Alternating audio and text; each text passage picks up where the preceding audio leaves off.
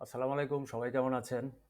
গতকালকে যারা আমার ভিডিওটি দেখেছিলেন জিবিপি এন্ড জেড এর উপর, তারা আজকে মিলিয়ে দেখুন। আমি গতকালকে এখানে বলেছিলাম প্রাইস যখন এখানে টেস্ট করছিল বা ব্রেকআপ করার চেষ্টা করছিল, তখন আমি এখানে ভিডিওটি তৈরি করেছিলাম। এখানে আমি বলেছিলাম যে এটি একটি রেঞ্জিং ফেজের ভিতর একবার দুইবার তিনবার সে সাপোর্ট জোনটিকে টেস্ট করছে কিন্তু ব্রেকডাউন করতে পারে নাই। আবার রেজিস্ট্যান্স জোনটিকে সে ব্রেকআপ করার চেষ্টা করেছিল কিন্তু ব্রেকআপ করতে পারে নাই।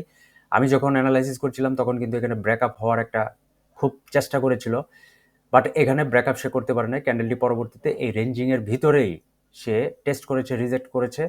ফলে পরবর্তী ক্যান্ডেলটিতে এসে ট্রেডাররা এখানে প্রচুর পরিমাণ সেল এন্ট্রি শুরু করেছিল। আমি এখানে আমার নেক্সট প্রেডিকশন বেয়ারিশ বলে দিয়ে সিদ্ধান্ত নিয়ে ধারণা করে এখানে কিন্তু আমার বেয়ারিশ টার্গেটটি সেট আপ করে দিয়েছিলাম।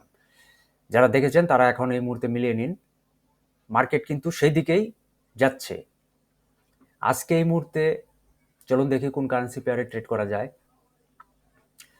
প্রথমেই দেখে নিব ফান্ডামেন্টাল অ্যানালাইসিস। ফান্ডামেন্টাল অ্যানালাইসিস মানে হচ্ছে বিভিন্ন নিউজ সাইটে গিয়ে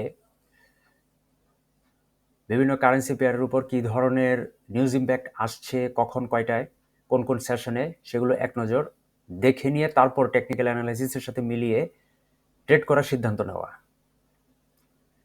যেটাকে আমরা ফান্ডামেন্টাল অ্যানালাইসিস বলি।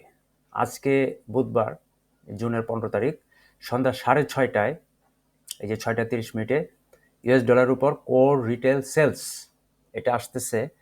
আগে ছিল, প্রিভিয়াস ছিল 0.6%, এখন ফরকাস্ট আসতে পারে 0.7%, অর্থাৎ কিছুটা বাড়তে পারে। ইউএস ডলারের দাম কিছুটা বৃদ্ধি পেতে পারে। ইউএস ডলারের এই অ্যাকচুয়ালটা যদি একটু ভালো আসে বা 0.7%ও যদি আসে, তাহলে এখানে ট্রেডাররা ইউএস ডলার কেনা শুরু করবে, ফলে ইউএস ডলারের দাম বাড়তে থাকবে।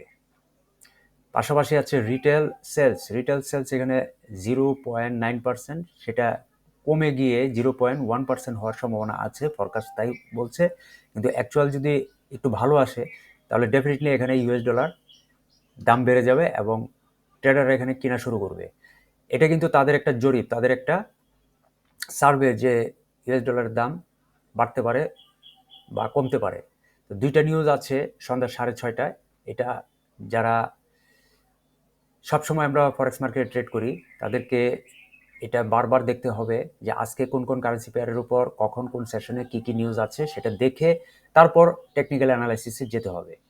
এখন আসুন দেখি টেকনিক্যাল অ্যানালাইসিসে New Zealand dollar huge bearish momentum করছে। ট্রেডাররা প্রচুর পরিমাণ সেল এন্ট্রি করতে করতে একেবারে মাটিতে নিয়ে এসেছে। এখন এই মুহূর্তে পুল ব্যাক করছে বা রিট্রেস করছে বা নতুন কিছু বুলিশ মোমেন্টাম তৈরি করছে।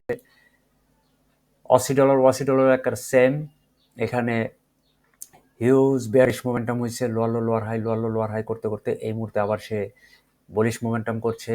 তারপরে ইউরোএসডি সেম, এখানে হিউজ বেয়ারিশ মোমেন্টাম, তারপরে এখানে এসে পুল ব্যাক করছে, রিট্রেস করছে, বুলিশ মোমেন্টাম করছে। জিওপিউএসডি সেম, হিউজ বেয়ারিশ মোমেন্টাম হয়েছে, তারপরে এখানে লোয়ার হাই করতে করতে এই মুহূর্তে আবার পুল ব্যাক করছে।